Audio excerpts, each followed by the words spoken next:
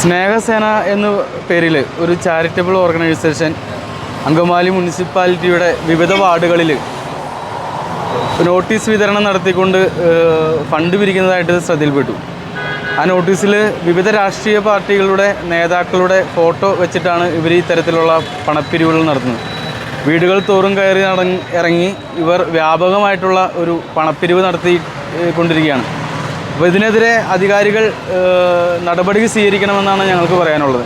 ഇത്തരം NGO അസോസിയേഷനുകൾക്ക് ഇത്തരം പണപ്പിരിവുകൾ നടത്താനുള്ള അധികാരം ആരാണ് നൽകിയിരിക്കുന്നതെന്ന് ഞങ്ങൾക്ക് അറിഞ്ഞാൽ കൊള്ളാം.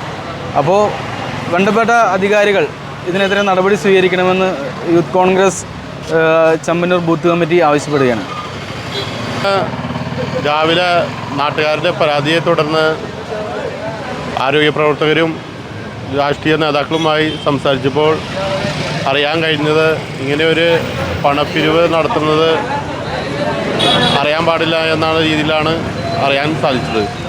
അതിനെതിരെ ശക്തമായി യൂത്ത് കോൺഗ്രസ് അങ്കമാലി മണ്ഡല കമ്മിറ്റിയുടെയും ചമ്മന്നൂർ ബൂത്ത് കമ്മിറ്റിയുടെയും ശക്തമായ പ്രതിഷേധം രേഖപ്പെടുത്തി.